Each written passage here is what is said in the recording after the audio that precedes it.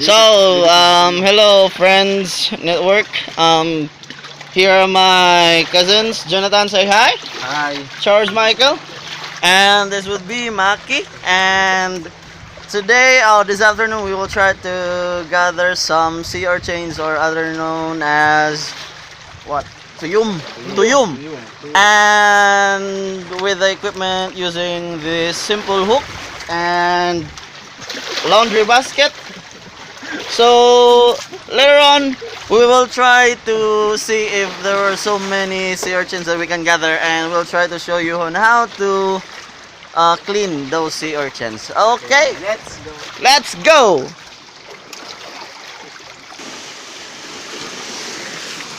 So after a few moments, then you can see the sea urchins. Sea urchins, Philippine style. And here,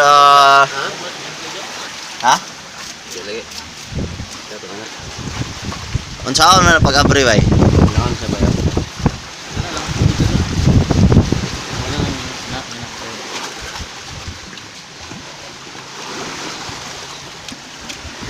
Unsaon paglimpyo? Unsaon paglimpyo ba? Unsaon paglimpyo? Nay pangutana ganina ba? Di ka na makabayot ang tuyom? Ade, makapang-strong eh. Nakapang strong? Ingon na lang kayo makabayot doon na itlog mo nila na tong kanon?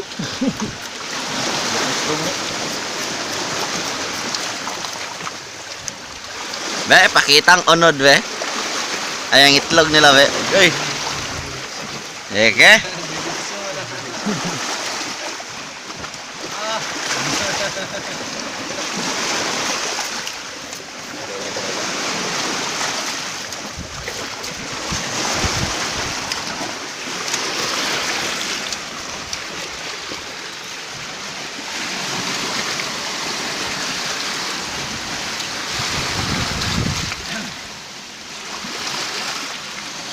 Uy, kalami. Kalami daw mabunog daw.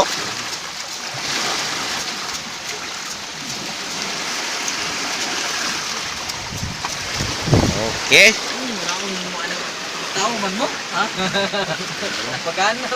After cleaning, then it will be mixed with a lemon, some ginger, some sili,